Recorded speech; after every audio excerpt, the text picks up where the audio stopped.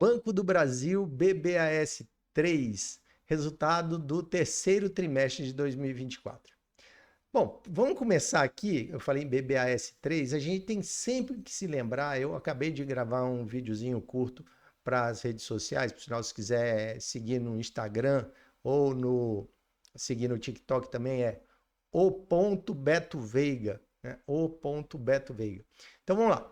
É, o que eu falei nesse vídeo curto? Eu falei o seguinte: a gente tem que lembrar sempre que nós não estamos investindo em uma ação. Então, nós não estamos investindo em BBAS 3, nós estamos investindo no Banco do Brasil, que tem uma atividade financeira e essa atividade financeira ela está sendo executada, né? Ela empresta dinheiro, cobra tarifas, faz, enfim, vende produtos de seguros. Você tem um monte de coisa ali acontecendo e você tem que entender que é nisso que você está investindo. Isso é, você está alocando seu capital, sendo dono disso aí e tendo o resultado dessa empresa para você. Então, aí você vai escolher, obviamente, as empresas que você quer ter na sua carteira. Vamos dar uma olhada aqui nesse site que é o Fundamentos. Eu gosto bastante dele porque ele é antigo. Sim, só um detalhe que eu tinha, assim, só para você ter uma noção, eu tô há mais de 35 anos no mercado financeiro, né? Eu comecei minha carreira em banco e atuo até hoje no mercado financeiro e isso aí, assim, trabalhei 5 anos no Banco Central, então vai ser uma conversa que a gente vai ter sobre os dados, obviamente, sem ser nenhuma indicação de compra ou de venda, vai ser uma conversa que a gente vai ter sobre os dados, inclusive sobre índice de Basileia e tal, que são coisas que eu vivi, né, na prática, vivo ainda até hoje. Vamos lá. Eu estou aqui no Fundamentos, que a gente tem aqui o Banco do Brasil, e o primeiro ponto que eu vou dar uma olhada com você vai ser o preço, a relação preço-lucro, tá? Preço-lucro que está em 4,19. Isso quer dizer o quê? 4, vamos arredondar para 4,2, então seria basicamente 4 anos e 20%, né, do ano, 20% do ano, que me daria para dobrar o capital, ou, na realidade, não dobrar o capital, mas receber o capital de volta. Então, todo investimento que eu fiz no Banco do Brasil, eu receberia de volta no lucro. Lembrando que a gente sempre se engana com um detalhe aqui, que é o seguinte: as pessoas confundem o dividendo, tá? O dividendo com o lucro. Não. O que você recebe no Banco do Brasil é o lucro. O que vai para a sua conta é o dividendo. Por quê? Porque o lucro ele é do banco e você é dono do banco. Então, se você é dono do banco, aquele lucro é seu. E aí a gente vai olhar quanto foi o lucro. Olha, lucro por ação do Banco do Brasil nos últimos 12 meses, R$ 6,17. Então, a gente olhando aqui, olha, a ação chegou a quase a R$ 25,85. Ela fechou na data que eu estava fazendo, aqui a data da última cotação, dia 19 de janeiro de novembro de 2024. E isso representa o quê? Representa que você, com 4 anos e mais 20% de um ano, você teria na forma de lucro pago a ação. Isso aqui, se você fizer essa conta de cabeça para baixo, que isso aqui eu chamo de retorno com o preço, tá? Retorno no preço. Tem um termo em inglês que eu não vou usar. Tem outras pessoas que usam retorno com o preço com outro indicador, mas eu uso esse daqui muito, que é você botar isso de cabeça para baixo, que vai dar o quê? Vai dar 25%. Dá um pouco menos de 25%. Se botar 1 dividido por 4, você vai ter 0,25, que é 25%. Então, esse lucro representa uma rentabilidade de quase 25% do preço da ação, tá? Então vamos lá. E aqui a gente tem um outro índice que é o preço sobre o valor patrimonial. E aí a gente tem que lembrar o seguinte, vamos dar uma olhada no valor patrimonial, olha aqui, ó, patrimônio líquido do banco, 177 bilhões de reais. O preço da ação, aí se eu divido esses 177 bilhões pelo número de ações, né? O valor patrimonial dá isso aqui, ó, dá R$ 31.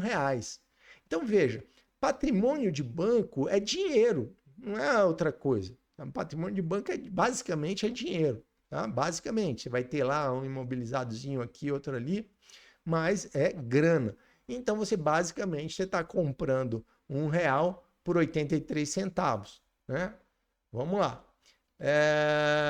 Tá, o outro detalhe só queria dizer é que, assim, como BBAS3, Banco do Brasil só tem ações ordinárias, né? Mas a ordinária é a que é a boa, né? Não é a ordinária, não é a ruim, é porque ela é uma ação tranquila, sem muito teretetê, diferente das ações preferenciais que tem lá, o pessoal supostamente coloca alguns frufrus aí na ação para chamar a sua atenção, sendo que esses penduricalhos às vezes não vão gerar muito resultado para você, pelo contrário, vão até dar uma enrolada. Então vamos dar uma olhadinha agora nos dados que vieram aqui na demonstração de resultado, né? Aqui eu estou no sumário dos resultados do banco no terceiro trimestre. Onde é que você acha isso? Você acha no site de relações com investidores. E o site de relações com investidores, você tem que entrar, é importante você entrar, cadastrar o seu e-mail lá, você recebe todas as informações, você vai lendo na medida do possível, vai lendo na medida do que você tem condição de absorver. Então vamos lá. Primeiro, margem financeira líquida, tá? Margem financeira bruta, aqui a gente começa com a bruta, tá? Então a margem financeira bruta são as receitas, né, que a instituição teve com operações de crédito e com tesouraria deduzidas da captação. O que é captação? Vamos lá. O banco faz o que na prática? Assim, a maior parte do negócio que ele faz na prática é o quê? Fazer captação, pegar dinheiro das pessoas e emprestar para as outras que estão precisando de dinheiro.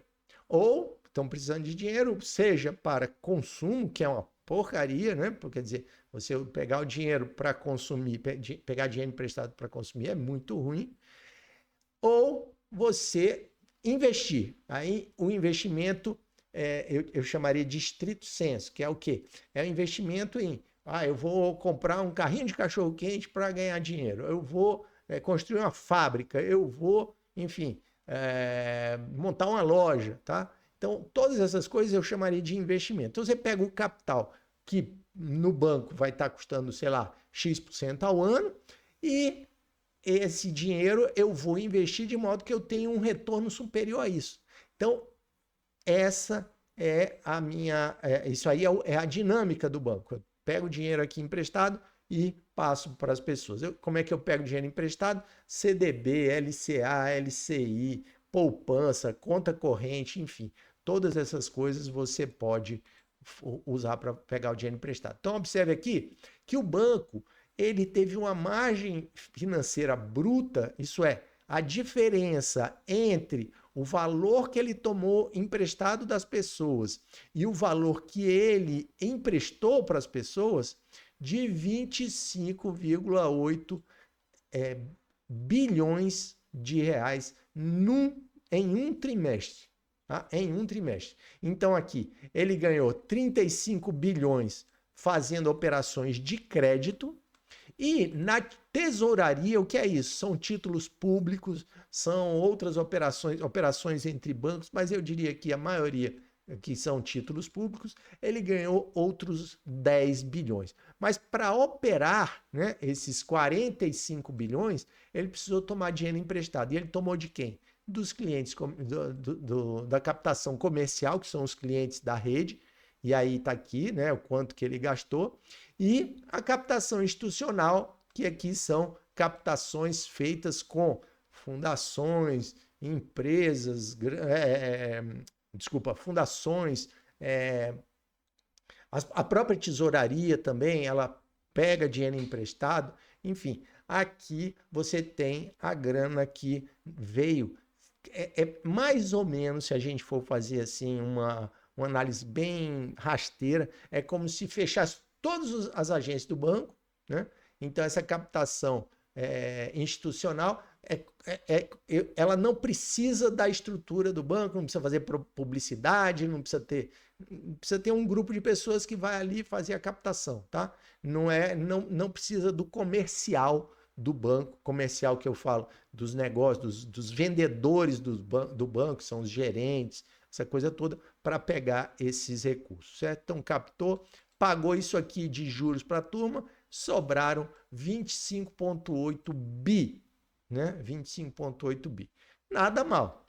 Vamos agora para a provisão para crédito de liquidação duvidosa. Isso aqui é um problema. Por que que é um problema? Porque está crescendo no Banco do Brasil, cresceu muito forte, tá? Então, se você pegar, ó, no primeiro trimestre, no segundo trimestre de 2024, foi 7 bilhões e 800. A gente vai ver isso em detalhes. E agora está em 10 bilhões e 86 milhões de reais.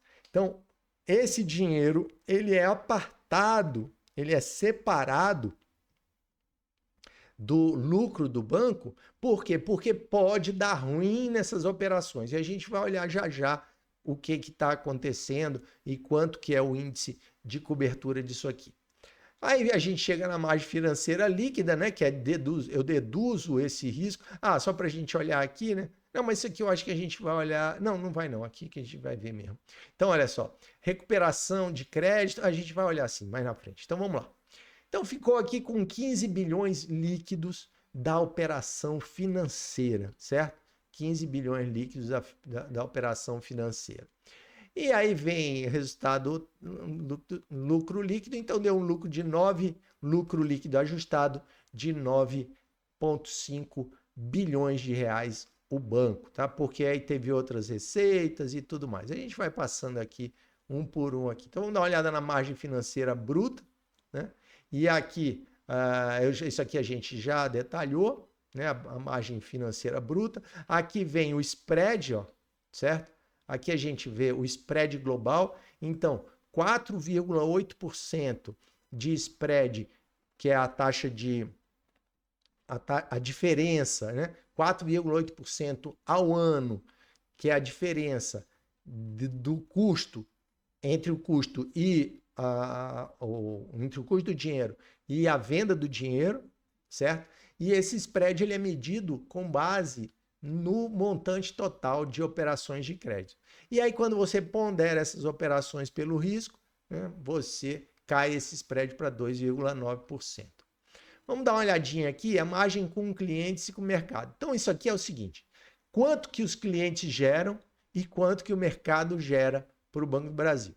Então, olha só, desses 25,9 bilhões de margem financeira bruta, tá? Os clientes mesmo geraram 20 bilhões. Então, essa rede de agências, essa coisa toda, foi responsável por 20 bilhões desses 25, restando aí 5 bilhões para esse mercado, ou seja, para tesouraria, né, para títulos públicos, essa coisa toda, para o institucional, né? Então, aqui a gente vê que a parte comercial do Banco do Brasil, ela importa bastante, certo? Ela importa bastante. Vamos dar uma olhada agora cadê? Vamos dar uma olhada agora na provisão para créditos de liquidação duvidosa, tá? Então vamos dar uma olhada no que aconteceu. Olha só, na provisão para crédito de liquidação duvidosa, a gente saiu aqui no último trimestre, né, no segundo trimestre de 2024, de 7,8 bilhões para 10,1, né, aquele que a gente falou, né, 10,089, né, 10,1. Mas de onde veio isso? Olha só, do risco de crédito, o que é isso? São as operações que são feitas. Nas operações que são feitas, você tem uma provisão inicial, que é feita com base na classificação das operações que são... Por exemplo, se você empresta para uma empresa de altíssima qualidade de crédito, você não precisa alocar recursos. Você não precisa separar dinheiro. Quando você aloca numa empresa, aloca os recursos numa empresa que tem uma qualidade de crédito meia boca, vamos dizer assim, você tem que alocar uma quantidade de recursos às vezes muito próxima daquilo que você está emprestando. Quando a empresa é ruim, aí você coloca tudo para esse lugar. Quer dizer, você separa esse dinheiro do lucro. Quando a gente imagina assim, vou separar, isso não tem uma caixinha lá, tá certo? No caixa do Banco do Brasil, esse dinheiro está dentro do caixa do Banco do Brasil, ele não saiu do Banco do Brasil. Ele está simplesmente, do ponto de vista contábil, separado para evitar o quê? Para evitar que o banco distribua lucro, distribua dividendos ou considere lucro esse dinheiro, porque esse dinheiro não é lucro. Esse dinheiro ele está separado, mas ele está dentro do banco. Então a gente precisa saber que esse dinheiro está sendo emprestado e tal, não está congelando esse dinheiro aqui, certo? Então essa separação do dinheiro, tanto que se acontece algum problema aqui, aí sim esse dinheiro, na realidade ele nem sai do banco, porque o dinheiro já foi emprestado, certo? Então isso é um equívoco que às vezes o pessoal fala, mas se tiver isso, vai ter, não tem um efeito no caixa do banco essa perda, né? Tem efeito que o dinheiro não vai, tem um efeito assim, lógico, que não vai voltar o dinheiro, né? Estava previsto para entrar dinheiro, ou entrar as parcelas que a pessoa estava prevendo pagar e não entrará, muito bem. Mas o dinheiro do banco mesmo, que está ali, o caixa do banco naquele momento, não tem alteração. Então vamos lá. Então, com relação às operações de crédito, está aqui, né? São 11 bilhões. Aí aqui tem um negócio triste, que eu critico pra caramba, aí é sessão momento professor de português, que nem eu falo português direito, mas assim, tem coisas que são gritantes. Então, primeiro, se você é do mercado financeiro, meu irmão, vamos desacostumar de falar em endereçar, mesmo que você não seja do mercado financeiro, vamos parar de falar em endereçar. Eu vou tratar de vou endereçar. Você não vai endereçar na língua portuguesa, meu irmãozinho, é botar endereço. É porque você quer traduzir do inglês, que é, né? Você quer traduzir do inglês, que eles usam esse termo muito parecido, aí você mete um falso cognato aí e inventa endereçar, né? Não é nem falso cognato, porque a palavra teria que ser igual se fosse o falso cognato, né? Mas assim, pretender e pretende e tal. Mas assim, você faz uma tradução equivocada. E aí aparece esse. Então, se você for falar em endereçar, fale que nem agora, nós não vamos endereçar o balanço do banco, nós vamos tratar do balanço do banco, nós vamos analisar o balanço do banco. E aqui nós vamos botar a questão da perdas por imparidade. Não tem nada de imparidade. Imparidade, se você for procurar, eu botei até aqui no Google, imparidade é uma coisa relativa a ímpar, certo? Então, essa palavrinha aqui não é perda por imparidade. Isso aqui é perda por... são perdas por deterioração, certo? Por estrago. E aí, imparidade é você ter uma certa deficiência, tá? Em alguma coisa. Então, quando você usa o termo aqui, você está cuidando de alguma queda de qualidade de algum produto, de algum investimento ou de algum ativo da instituição financeira. E aqui está 0,7 por algum ativo da instituição financeira que ela tinha e esse ativo perdeu valor. Isso aqui seria perda por qualidade, deterioração. Então vamos lá. Descontos concedidos, onde? Nas operações de crédito. Então eu fiz operações de crédito, concedi desconto. E aqui, por fim, recuperação de crédito. A gente observa que esses numerinhos que estão entre parênteses, eles são negativos, né? E esse daqui, ele não está entre parênteses. Então 2,6 bilhões foram recursos que estavam perdidos, entre aspas, e foram recuperados, e isso aqui entrou. Mas isso aqui é o triste, né? Quer dizer, só do mês, aliás, só entre o segundo trimestre e o terceiro trimestre de 2024, houve um aumento de quase 30% nas provisões. Isso aqui é aquela história. Se quem está na chuva, tá para se molhar. Então, se você está fazendo operação de crédito, você vai ter que separar uma grana, que se a gente olhar aqui, olha, esse volume aqui de 10,1 bilhões de reais, ele representa mais ou menos, ele representa uma parcela, né? Assim, se a gente teve lá um lucro não, uma margem financeira de 25 bilhões, né? Quer dizer, você está comendo dessa margem 10 bilhões, tá? Então, dessa margem financeira bruta lá, que a gente viu lá no começo, de 25 bi, 10 bi sumiram aqui, óbvio. Se isso aqui não se concretizar, você tem a recuperação e aí isso volta, né? Mas vamos para frente. Então, e outra coisa, isso são janelas, nós estamos tirando fotografias, certo? Então, estamos tirando fotografias. Na medida que essas provisões diminuem, isso vai entrando de volta para o lucro. Vamos dar uma olhada agora aqui na parte de prestação de serviço. A gente vai observar que em prestação de serviço o banco continua crescendo, né? Já cresceu 2,8% na prestação de serviço. Aqui os principais pontos aqui de prestação de serviço foram a questão positivamente pelas linhas de administração de fundos, certo? Então, a administração, que a cobrança de tarifas está bem complicada hoje em dia, né? Por conta dessa questão de muito banco digital, sem cobrar tarifa e tudo mais.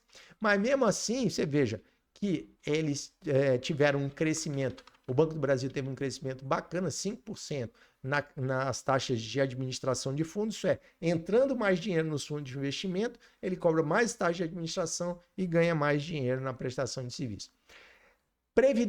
Seguro, previdência e capitalização também quase 7% de ganho no trimestre e consórcios 4,7%. Isso aqui são aqueles produtinhos, né? Só o filé da maldade, né? Mas vamos lá. Muito bem, passamos aqui, vamos agora para as despesas administrativas, que cresceram no trimestre aí 1,4%. Está razoavelmente tranquilo. E vamos dar uma olhada aqui no índice de Basileia, que isso aqui é uma coisa que é engraçada, porque o pessoal não... Assim, enfim, o pessoal trata um pouco errado isso aqui. Vamos pensar aqui o seguinte. O que é o índice de Basileia? O índice de Basileia é a relação entre o capital e os ativos. Que maluquice é essa, Beto? É o seguinte. Eu tenho lá os ativos de...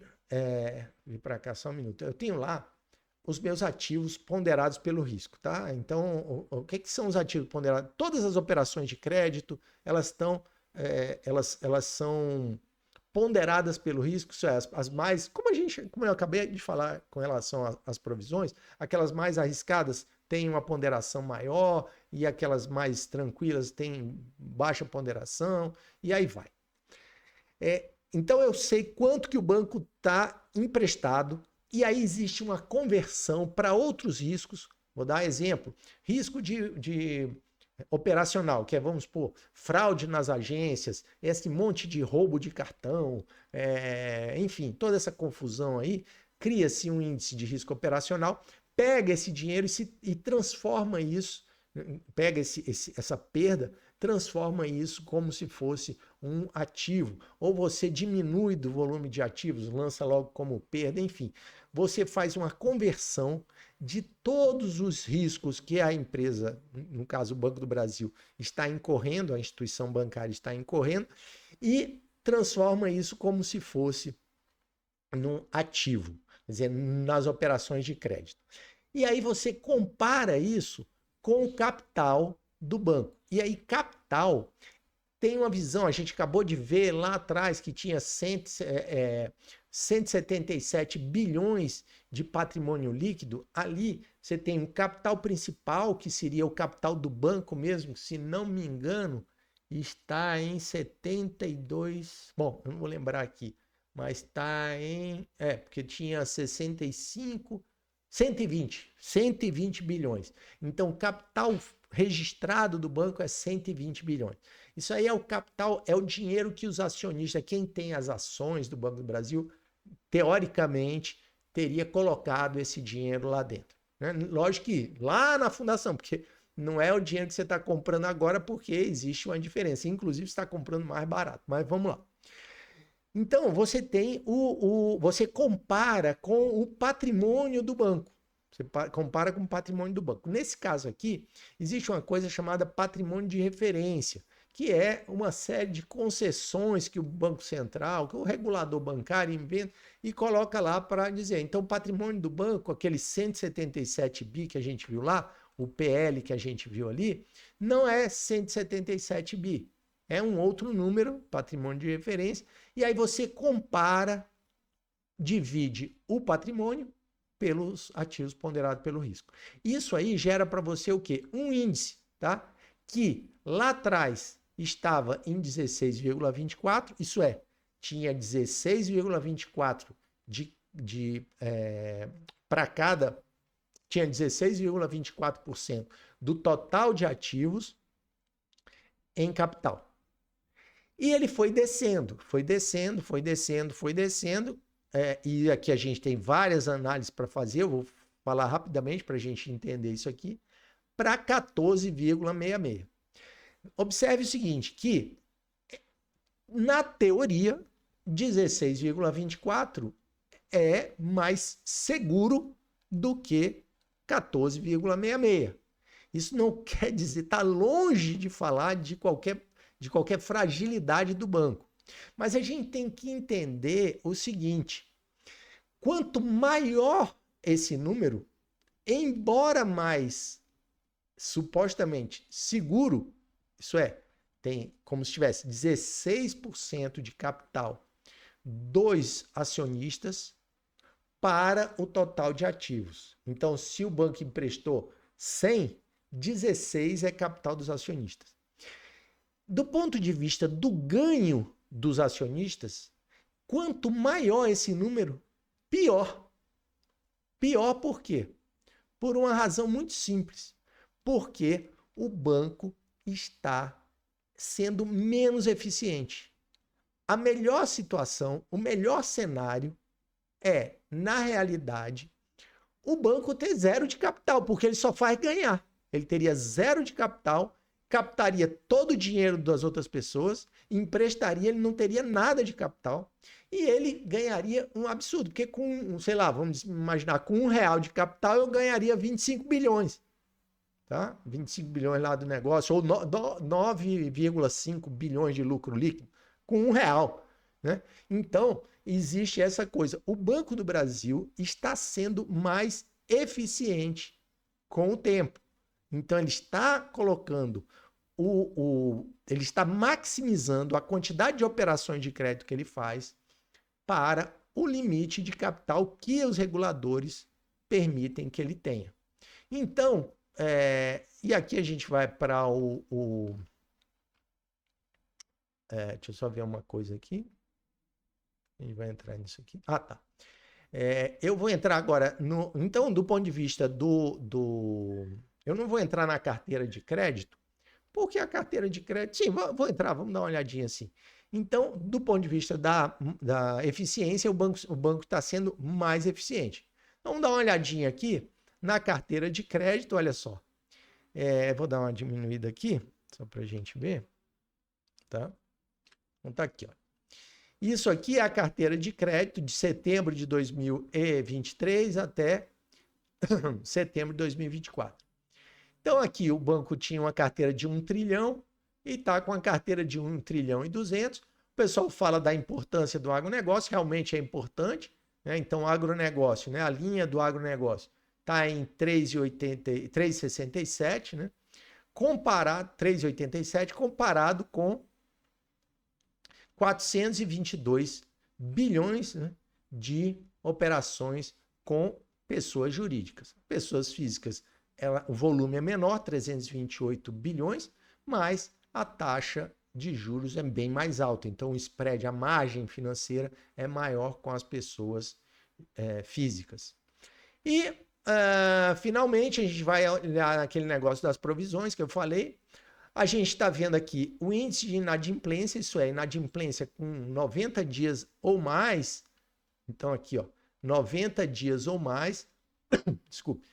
Tá? Então, aqui, estava em 2,81% da carteira. atrasado 90 dias ou mais passou para 3,33% da carteira. E aqui é o seguinte, quanto que as provisões cobrem, tá? Então, índice de cobertura é quanto que as provisões, aqueles 10 bilhões que a gente falou lá atrás, cobrem esses atrasados, tá? Então, lá no terceiro trimestre de 2023, então há um ano, ela cobria você tinha quase o dobro de provisões para os 90 dias de atraso, para quem as operações estavam 90 dias de atraso. E agora nós estamos com 77%, ou seja, a gente tem, aliás, 177%. Então você cobre todas as operações que estão em atraso, mais 70, tem espaço ainda para mais 77, supondo que tudo que está em atraso há mais de 90 dias não será recebido. A gente viu que lá tem uma taxa de recuperação aí, né, de um percentualzinho que não é muito baixo, não. Se em 11 bilhões e pouco, 2 bilhões foi recuperado, se não me engano, foi mais ou menos esse número. Então, assim, é um percentual de recuperação considerável. Então, isso não é tudo jogado no lixo, o que está em 90 dias, mas boa parte pode ir para o lixo e, mesmo assim, a provisão está lá. Ele vem caindo e é muito provável que caia mais. Por quê? Porque o Banco do Brasil está sendo mais afoito, está operando mais. Isso gera mais resultado por um lado, mas gera mais risco por outro. Obviamente, porque quanto mais você operar, mais possibilidade de tomar calote você tem. Então, aí é uma orientação do banco de focar, né, nas linhas que ele tem melhor aptidão, né, e esperar que tenha um resultado melhor. Bom, dito isso, né, essa foi a conversa que a gente teve para explicar um pouquinho desse balanço, explicar um pouquinho como funciona o banco, e é isso aí. Eu vou colocar aqui, desse lado aqui, para quem gosta de renda fixa também, vou botar um treinamento sobre renda fixa desse lado. Do lado de cá, eu vou colocar o último vídeo que eu publiquei. E aqui embaixo, né, nesse daqui, eu vou colocar um vídeo que o YouTube sugere para você. Lembrando, se você gosta desse conteúdo, você se inscreve no canal, eu falo de renda fixa, falo de renda variável, e aqui embaixo falo de investimentos em geral, falo de mercado financeiro, economia e tal. E aqui embaixo você pode deixar um comentário, deixar um bom dia, boa tarde, boa noite, ou falar alguma coisa, se você tem Banco do Brasil, se você não tem, e a gente se encontra no próximo vídeo. Até lá!